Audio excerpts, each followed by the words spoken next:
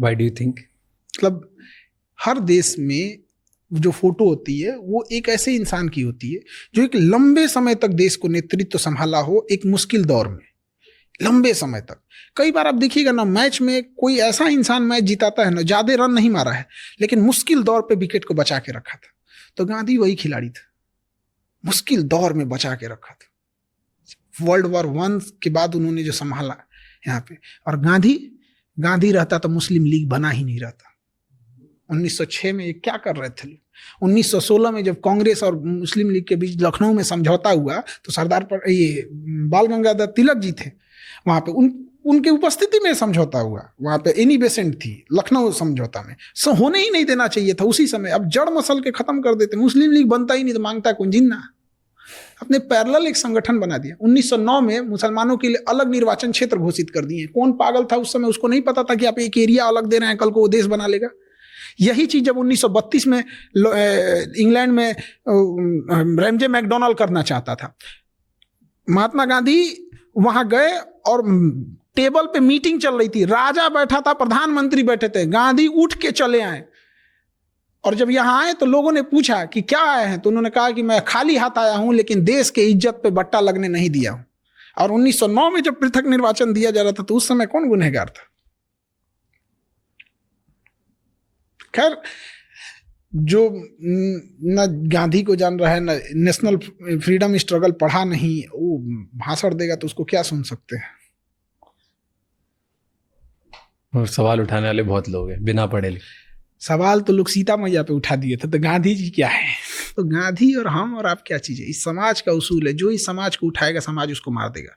चाहे महात्मा बुद्ध को जहर देना हुआ हो, चाहे अब्राहम लिंकन को मारना हुआ, चाहे सुकरात को हो, चाहे ईसा मसीह को सूली पे चढ़ाना हो, या फिर इमाम हुसैन का कत्ल करना हो, या फिर गांधी को गोली मारना हो, या सीता मैया को अग्नि परीक्षा पे बैठाना हो, ये समाज उसी को उंगली उठाता है जो इसे सहता है। इस सब मामले में कृष्ण जी ठीक थे, इस सब मामले में सबसे ठीक ठाक है, दुर्योधन ज्यादा नहीं। क्यों ठीक थे सबसे? ऐसे क्यों? ये सब एक उनके लिए फिक्स था कि भाई एक लिमिट से ज्यादा कूदोगे तो काम खत्म कर देंगे। इतना नहीं यहाँ पे कि कर्ण रथ से नीचे उतर गया था, मारिए इसको, तो काहे भाई इंसानियत। जब द्रौपदी का चीरहरण हो रहा था तो इनका इंसानियत मर गया था। टिट फॉर टैट, ये सब चीजों में ठीक थे। आप कौन से किसको फॉलो करते हैं? हम सबको सब। यहाँ एक इंसान जिस मोहल्ले में रहता है सबसे संपर्क बना के रखता है। वो पुलिस वाला है, पोस्ट ऑफिस में टीचर हैं, ये IAS है, एक जज हैं, और संपर्क बना के रखता है, बड़ा खुश होता है।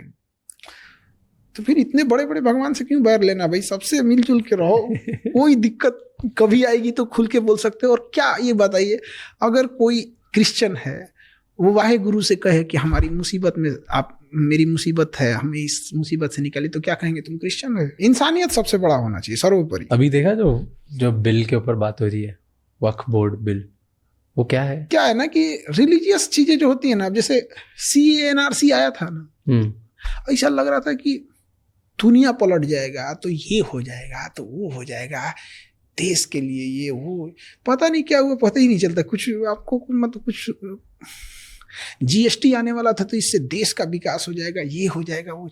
मीडिया में जो हवाबाजी चलती है उसको रियलिटी से बहुत अंतर होता है। नोट बदल देंगे तो आतंकवादी का कमर टूट जाएगा, सोच रहा उसके बाद पुलवामा हुआ था। बताइए, इतना भयानक, चलती सड़क पे बम से उड़ा दिया, पठानकोट हमला हो गया यहाँ पर। तो जो मीडियाबाजी एक अलग चीज है, ऑन ग्राउंड रियलिटी अलग चीज है। UCC है, समान सिविल संहिता, ऐसा लग रहा है कि भारत सिंगापुर हो जाएगा। क्या हो जाएगा उसमें? एक तो शादी ब्याह का रूल होगा कि भाई आप डिवोर्स देने का तरीका बदलेगा, डिवोर्स नहीं खत्म होने, तरीका बदलने वाला कि आप कोर्ट से जाके डिवोर्स लीजिएगा। सारे धर्मों के लिए एक जैसा हो जाएगा। वसीयत का होगा कि भाई बेटा का अधिकार है तो बेटी का भी अधिकार है। लेकिन ऐसा देखिएगा UCC में ऐसा लगेगा कि नहीं, अब इंडिया में सब लोग सिंगापुर हो जाएंगे, ये हो जाएंगे। ये रिलीजियस चीजें मेन मुद्दों से, काश अगर ये सब चीजें नहीं होती तो आज हमारे मीडिया में क्या चल रहा होता। हेल्थ